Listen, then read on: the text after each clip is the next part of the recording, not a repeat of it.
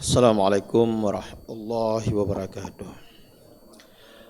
Hamda wa syukranillah, salatan wassalaman ala rasulillah wa ala alihi wa sahbihi wa mawalah.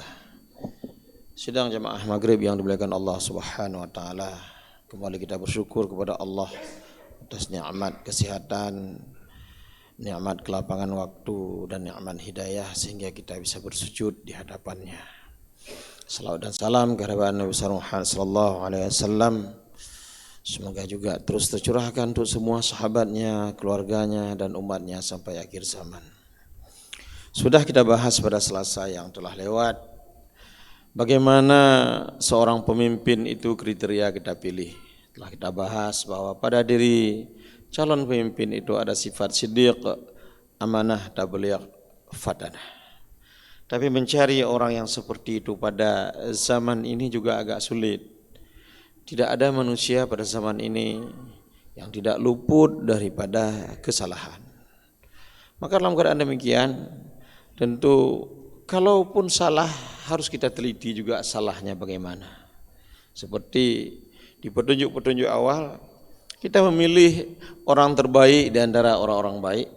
Dan kalau memang jelek semua, orang yang kurang jelek daripada orang-orang yang jelek.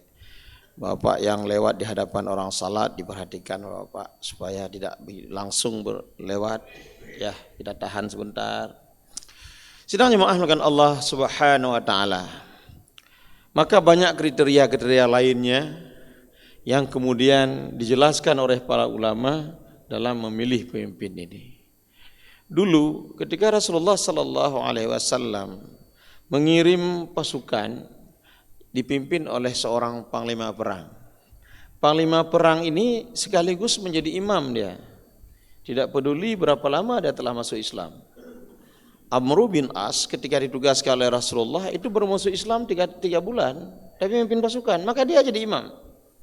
Nah, berarti ketika kita memilih seorang pemimpin, ada kriteria, sekurang-kurangnya dia bisa jadi imam. Hari ini misalnya, kalau kita lihat anggota-anggota dewan itu yang akan kita jadikan wakil kita, siapa yang bisa jadi imam? Kalau kita lihat calon gubernur misalnya, siapa yang bisa jadi imam? Kalau kita lihat calon presiden misalnya, siapa yang jadi imam? Mereka semua muslim, KTP-nya muslim semua. Dan tidak menyatakan kalimat kafir daripada mereka itu. Tidak ada daripada 6 orang itu yang menyatakan kami keluar dari Islam. Tidak ada. Tapi bisa kita lihat siapa yang bisa jadi imam. Kalau kita buat persyaratan-persyaratan pimpinan Aceh zaman dahulu, Keci misalnya, Imam Ci misalnya, itu orang yang bisa memimpin sama dia, orang yang bisa naik khutbah, orang yang bisa jadi imam. Maka kriteria-kriteria ini harus kita lihat sampai ke atas, sampai ke presiden pun harus kita lihat kriteria ini. Supaya apa? Dapat kita bertanggungjawabkan di hadapan Allah pilihan kita itu. Kemudian itu selesai, kita perhatikan pula kalau orang Jawa bilang bibit bebet bobotnya. Bibitnya bagaimana? Ayahnya siapa? Ayahnya muslim enggak? Ibunya muslim enggak? Ini harus kita perhatikan. Karena kadang-kadang ada orang enggak masuk Islam dengan sempurna dia. Betapa banyak mualaf-mualaf kita lihat tujuan masuk Islam untuk nikah. Begitu selesai malamnya masuk Islam, besok udah nikah.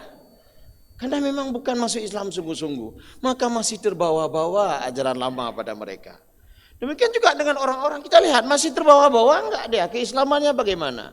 Kita perhatikan bagaimana bibit bobot bebetnya itu, bibitnya itu bagaimana, orang tuanya itu bagaimana. Kita perhatikan semua, apakah calon anggota dewan, apakah calon presiden, semua harus kita perhatikan dengan benar nih. Bukan sekedar suka saya karena dia ini, bukan. Memang diperhatikan dengan benar. Supaya lagi-lagi tidak terjadi penyesalan terhadap kita. Umat Islam ini seharusnya kuat di Indonesia. Tapi karena terus-menerus kita diputar balikkan, gak usah urus politik. Maka berapa lama umat Islam tidak peduli dengan hal politik. Maka kemudian yang memimpin umat Islam bukan orang-orang yang baik. Berapa banyak orang-orang baik ingin maju ke politik, drone urung jaga masjid, ben kamu kena rela drone tu. Akhirnya orang-orang yang memperak-perandakan kita. Semua keputusan-keputusanlah keputusan politik Bapak yang melakukan Allah Subhanahu wa taala. Nah, berapa kali? Ini kita terus dicekokin. Sampai hari ini masih ada. Nggak usah hubung-hubungkan politik dengan agama. Subhanallah. Ditipu terus kita. Maka kami terus membangkitkan. Tanggal 14 itu penting bagi kita. Tanggal 14 Februari itu penting bagi umat Islam Indonesia. Tidak seharusnya kita seperti ini. Nah, maka kita perhatikan. Bibit, bobot, bebek kita perhatikan. Termasuk kita perhatikan rekam jejaknya. Rekam jejak orang tersebut pernah bohong enggak? Nah, kita perhatikan semua itu. Apakah janji-janjinya dipenuhi enggak? Selesai kita perhatikan rekam jejaknya sidang jamaah yang dengan Allah Subhanahu wa taala, kita perhatikan pula siapa kawan-kawannya.